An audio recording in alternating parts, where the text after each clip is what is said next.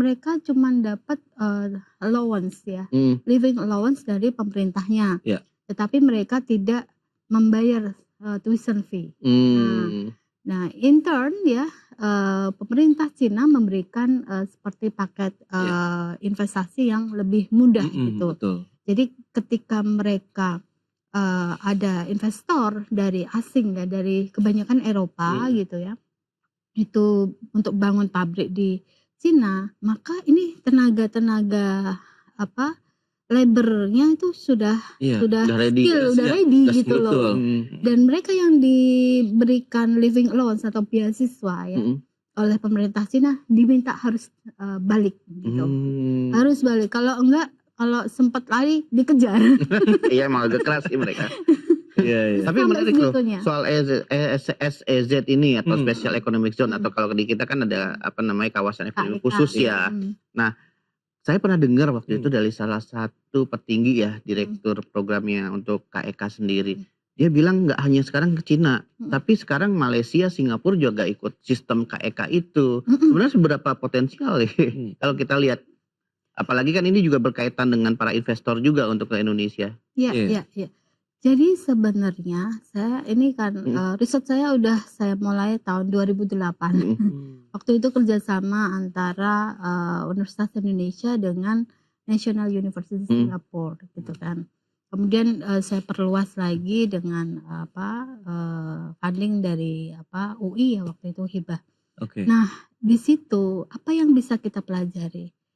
Memang, industrialisasi atau industri manufacturing itu, kontribusinya ke PDB setiap negara itu besar.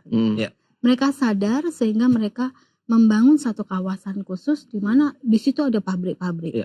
Nah pabrik-pabrik itu kan sebenarnya, tidak mesti sih harus satu kawasan gitu.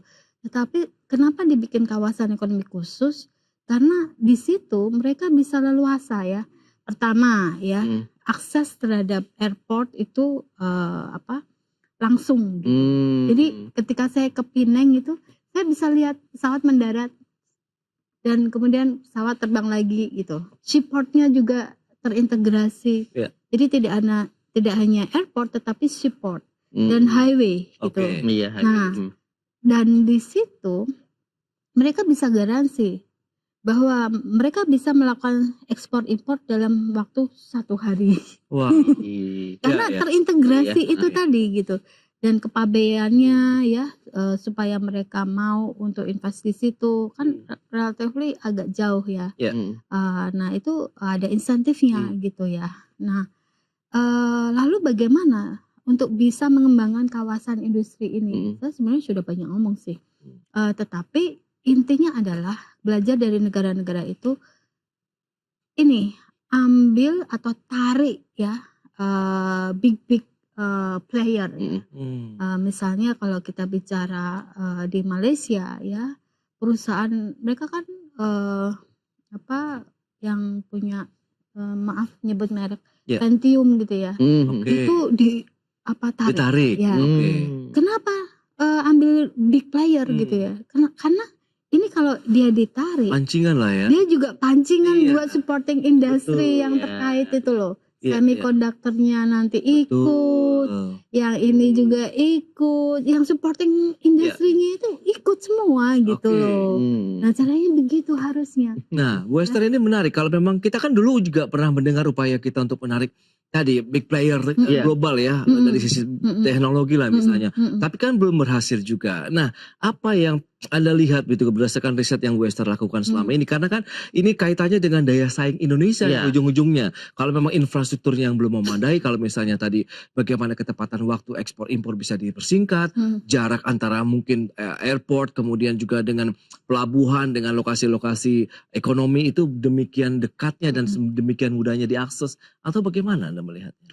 Nah, ini bukan suara saya, ini adalah suara-suara para pelaku usaha yang curcol ke saya. Oh baik, Jadi contohnya gini, ketika mereka bangun pabrik ya di suatu kawasan pulau gitu ya, mereka itu kadang-kadang infrastrukturnya nggak siap di pulau itu. Wah, Energinya, itu dia, iya, jadi mereka betul. harus, bikin pembangkit listrik di daerah itu Iya. sendiri, air bersih sendiri dan Betul, seterusnya iya, iya. gitu.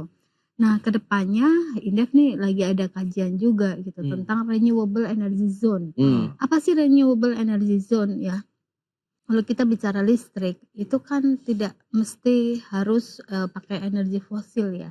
Iya, Kita punya abundant of betul. natural resources ya. Jadi kita punya tenaga surya, Betul. kita punya Air, air ya, betul. kita punya ya Angin angin pun ada, sedikit-sedikit ya ada. kan. Nah untuk daerah-daerah tertentu ini, dikembangkan sesuai dengan karakteristik di daerah itu. Iya, Misalnya iya. di NTT dengan, panas yang sangat strong gitu Iya. ya, itu, tenaga surya oke. Nah di Hmm. sana mungkin bisa dibangun satu kawasan renewable energy yang terintegrasi dengan kawasan ekonomi khususnya gitu.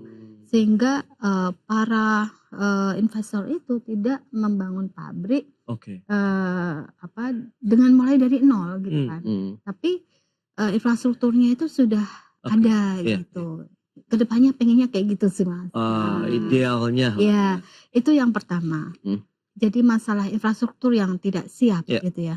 Yang kedua keluhan investor adalah uncertainty. Nah boleh dicek kalau itu ya. Data dari is doing business, Iya. data dari berbagai macam sources ya. Uncertainty. Regulasi di Indonesia itu kadang tahun ini, tahun depan, tahun depannya lagi berbeda gitu loh. Iya, iya. Jadi ini adalah PR kita Betul gitu. itu. Jadi harusnya tuh, ya dalam within 5 tahun atau 10 tahun itu sama gitu. Ya. Karena kan kalau investor saya misalnya pengen bangun pabrik ya gitu, tentu tahun pertama belum untung dong, Iya. iya nggak? Iya. Ya kan? At least, 5 tahun, 10 tahun gitu itu sama gitu. Lah kalau tadi misalnya Indef barusan ada diskusi tentang mineral kritis ya. Regulasi yang ada di mineral kritis itu sedikit, tetapi berubah terus Iya. tahun ini, tahun depan beda lagi gitu. Nah itu Tergantung ininya. membuat investor itu tidak pasti ya. Iya. Padahal di awal kalau ketika mau invest kan udah ada hitungan feasibility Betul. studies-nya dan seterusnya ya kan. Apalagi yang untuk jangka panjang ya. Iya. Betul itu. Wow, PR-nya sangat klasik dong udah. Tapi dengan kondisi kan Indonesia sudah memiliki banyak hal ya. Mulai dari tadi kan disebutkan angin udah ada, batu bara, Iya. atau mungkin mineral kritis sudah punya semua. Sebenarnya apa sih yang harus dinotis pemerintah dalam mengedepankan ekonomi Indonesia mungkin ke dalam beberapa tahun mendatang, lebih apalagi kita kan agak cukup tertinggal ya dari negara tetangga ya, terutama untuk mineral kritis dan lainnya. Kira-kira apa yang harus dinotis pemerintah? Langkah-langkah apa yang tepat sebagai strategi atau langkah yang tepat dilakukan pemerintah dalam menghadapi ini gitu? Ya, jadi memang tidak gampang ya. Ngomong sih gampang. Itu paling gampang, Bu.